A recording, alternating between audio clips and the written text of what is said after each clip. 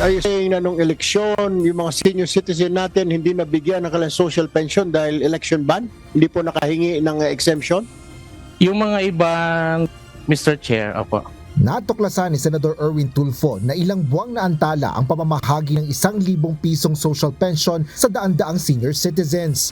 Kasabay ito ng pagdinig ng Senate Committee on Social Justice, Welfare and Rural Development na pinangungunahan ng nakababatang senador na Tulfo. Paliwanag ni Department of Social Welfare and Development o DSWD Director Alfred Gulia, bunsod dito ng ban sa disbursement ng public funds nitong nakaraang eleksyon. We applied for that, Mr. Chair.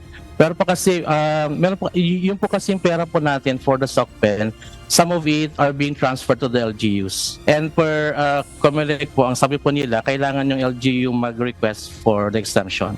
Tutol naman ang senador sa prosesong ito.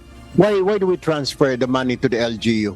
Tama nga naman siguro kasi naisip ng COMELEC baka magamit ng LGU yung pera na para sa senior citizen magamit para sa kampanya. Bakit po natin binibigay dun sa kanila? Especially during campaign season. This is part of our modality of implementation, Mr. Chair. We have two modes.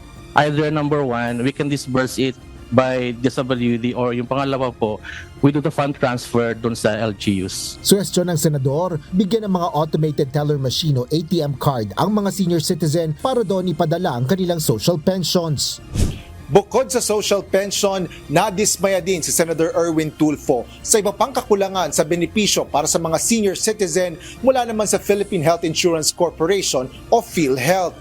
Ito ay sa kabila ng marami ng panukala at suhestyon mula sa mga mambabatas.